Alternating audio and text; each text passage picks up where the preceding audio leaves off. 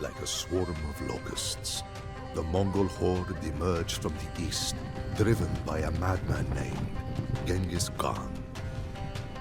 When we first heard the rumors of their approach, we thought the Mongols were but mere bands of raiders, not unusual on the steppes. But when spies from the east told us that the Mongols had utterly destroyed the Persian Empire, putting its civilians to the sword and burning its cities to ash in 3 short years, we realized that we had severely underestimated them. Not much later, our own people faced this new scourge. Our Kipchak brethren to the east fought bravely, but were easily defeated, and several of their Khans were captured. The Mongols buried the Kipchak Khans alive underneath a podium on which the Mongol commander Subutai Bahadur sat to celebrate his victory. The Mongols called it an honorable death, only reserved for nobility and royalty. I believe that these Mongols are evil demons sent to torture us. Only the western part of our once mighty confederation remains, and with it, the great Cumania has become a mere shadow of its former self. However, one of the Khans, Kotyan, recognizes our peril and is rallying all of the tribes to unite against the invaders. Putting aside his pride, he has turned to our sworn enemies, the Rus, and is asking them to join the fight. They may be hostile towards us, but we have no other choice. The Mongols will scourge this earth and enslave everyone on it. Let us hope that the Rus princes come to realize that too, before it is too late. The Rus principalities were not easy to persuade.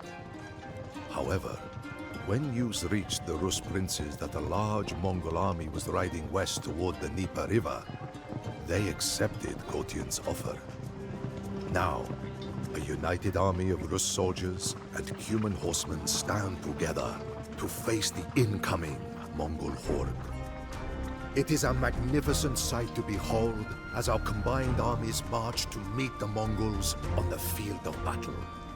Beams of sunlight dance on the shields of the Rus foot soldiers, the full body armor of the boyars, and the iron-clad Cuman horsemen. If this odd coalition of Rus and Cumans can stand united, we might have a chance of withstanding this scourge from the east. The sky has turned dark with the smoke of burning tar. Through it one can see the bodies of men and horses scattered on the battlefield. Despite our large numbers, our armies were swept away from this earth like dust on the field. The Mongols knew perfectly how to exploit our weaknesses and divide our forces. The booms of the charging Mongol horsemen sounded like thunder, and their arrows poured down on us like rain. Smoking projectiles fired by Mongol catapults caused confusion among our ranks and blocked our line of sight. We saw Rus princes charge into the smoke, never to be seen again. After 9 long days, the combined Rus and Cuman armies were completely annihilated. Morale is at an all-time low for those who survived. We Cumans know that all hope is lost for our ancestral homeland. To escape certain death or slavery, we will retreat beyond the Dnieper River to rally and ride west. At least Khan Kotyan survived the battle, which gives us a tiny bit of light in these dark times. His calm presence and confident voice can still give hope to the men. When looking into the empty eyes of the men sitting in front of the yurts, it is hard to imagine that these men were once fierce steppe horsemen, warriors who were feared by European kings and Byzantine emperors alike. Our Khan is devastated by the recent events as well, and has not eaten since the battle. Each time Kotyan emerges from his tent, his face appears older and more gaunt. Pressured by the Mongol horde, we have no other choice than to keep moving south. At night, Tatar and Mongol raiding parties ambush Cuman guards who wander too far away from the camp. It would be yet another sleepless night for the men. Although many of us had given up hope, Khan Kotyan still believed in our survival. The messengers that he had sent west returned with good news. Even though we did not expect much grace from the Europeans that we raided for so many centuries, King Bela IV of Hungary offered our people asylum in his country. For the first time in months, our people rejoiced. However, before we leave for Hungary, we must first save our kinsmen trapped by Mongol and Tatar raiders in nearby Wallachia. The situation is dire, but news reached us that a fellow Khan named Gurgen is fighting off the enemy raids, trying to rescue our people. If we can reach him in time and rally the remaining tribes, we might have a chance of saving what is left of the free humans. Although our people numbered up to 40,000 men, women and children, the Hungarian king welcomed us with open arms. Hungarians and Cumans greeted each other amicably and festivities ensued for days. Our leaders were baptized by the Hungarian priests, and many of our people followed their example. When the festivities end, we will settle in the Hungarian valleys, set up our yurts there, and send our herds out to the fields. Everything seems to be better now. Still, we should not get too comfortable with the Mongol army converging on the Hungarian border. Our horsemen will help the Hungarians defend their lands, but we are not the only ones who have come to their aid. Duke Frederick of Austria, an old rival of King Bela, has come to Hungary with a company of heavy-armored German knights. We are suspicious of these strangers, but there is no time for internal squabbling, not in such dire times. Treachery.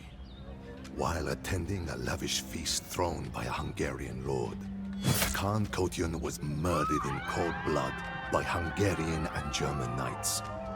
Our people are outraged and are out for blood. The Hungarians think we will scatter without Kotyan's leadership, but they are wrong. They have united us in pursuit of one goal, to avenge the death of our one true Khan. Our clan leaders have come together and taken an oath according to the old human traditions. With sword in hand over a dead dog cut in two, they swear not to dismount their horses until Kotyan's death has been paid back in blood. If our leaders fail to honor their oath, their own clansmen will ensure that they suffer the same fate as the dog that they swore the oath upon. That is the way of the Cumans. We will act before the combined armies of Frederick and the Hungarian lords arrive. We know that there is a safe haven to the south in Bulgaria. The Bulgarian emperor is of Cuman descent and is ready to provide safe passage for our elderly and young. In the meantime, all men and women able to mount a horse will venture out to raid the Hungarian countryside. Our vengeance will be swift and thorough. We will show no mercy. Hungary will burn. We left no stone unturned and spared no living being. Every shack, hovel and hut was burned to the ground, all livestock killed, and all farms trampled to dust. After we had plundered the last village before crossing into Bulgaria, I looked over my shoulder and saw nothing but a nightmarish vision of red and black, as if we had brought hell to the surface of the earth itself. The Hungarians will think twice in the future before double-crossing us. After we left Hungary, weakened and defenseless, the Mongols invaded, defeated King Bela and his army, and devastated the country once more. The kingdom is in such a poor state that refugees say that the church bells in Hungary have been quiet for weeks, and wild animals now roam the streets of the cities. King Bela fled to Austria, where Duke Frederick used the king's weak position to extort land and make him swear fealty to the Holy Roman Emperor. Just like us, King Bela fell for the treachery of the Austrian Duke and the Hungarian nobles. Our people stand at the crossroads. We received a letter from King Bela pleading with us to return to Hungary and help him deal with those who wronged us. Many of our leaders are not convinced and still wish to go to Bulgaria. It is not an easy decision, but it is I who have to make it. For I am the new great Khan of the Cumans, and they depend on my wisdom.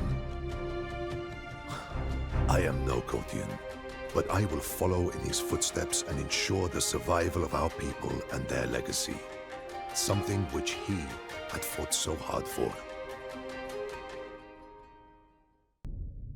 It has been years since I last saw the lands of my ancestors. Although I still often find myself awash in fond memories of my younger years on the Eurasian steppes, I do not grieve, for it is fate that has led us here. Our people have spread out to all corners of the world, leaving a strong mark on it. In Hungary, the daughter of Kotyan married the eldest son of King Bela, and many of our people live there in peace now.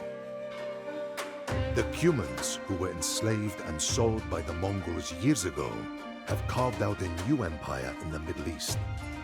I even heard that these Mamluks, as they are now called, have defeated the Mongol army invading Syria, halting their relentless expansion once and for all. Much blood has been spilled, but I can see a bright future for the people of former Cumania.